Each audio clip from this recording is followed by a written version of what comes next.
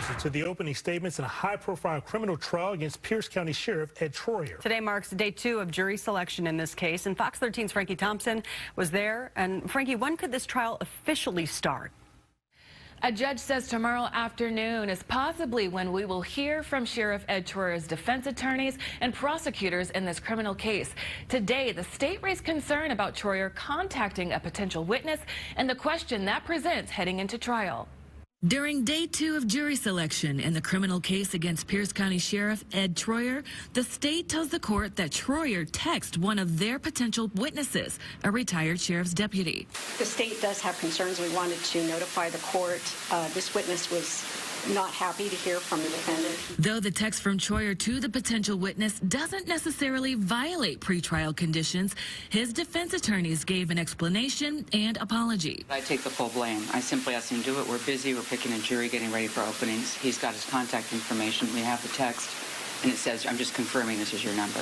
Very friendly text. This trial stems from an incident in January 2021.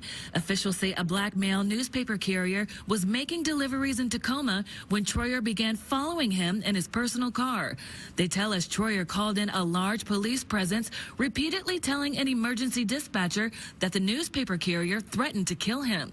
Court documents say Troyer then backed off of his threat claims after questioning by Tacoma police. You said, in your opinion, the delivery man was in great danger.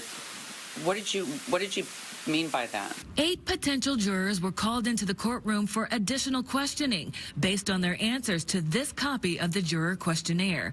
An area of focus are questions 59 and 60, referring to bias, prejudice, and impartiality. The state says one juror in particular noted that he met Troyer during his campaign for sheriff. This is someone who went out of his way to get a sign to meet Sheriff Troyer on 2 occasions and has a sign in his yard about supporting Sheriff Troyer. I think that's a very strong level of support. The fact that he at one time supported Sheriff Troyer in his run for sheriff is a lot different than saying that he wants Sheriff Troyer to get away with committing crimes. And he stated clearly he would convict him. The one question is, if the state proves the elements of the crime beyond a reasonable doubt, are you going to convict? And he didn't hesitate at all. He said, oh yeah, I will, and I believe him.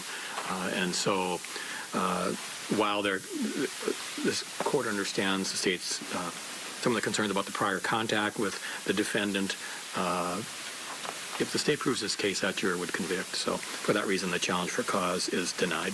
After a months-long investigation, the Washington State Attorney General's office charged Troyer for misdemeanor counts, including false reporting. Jury selection will continue tomorrow and likely finish, possibly followed by opening statements. Reporting in Tacoma, Frankie Thompson, Fox 13 News.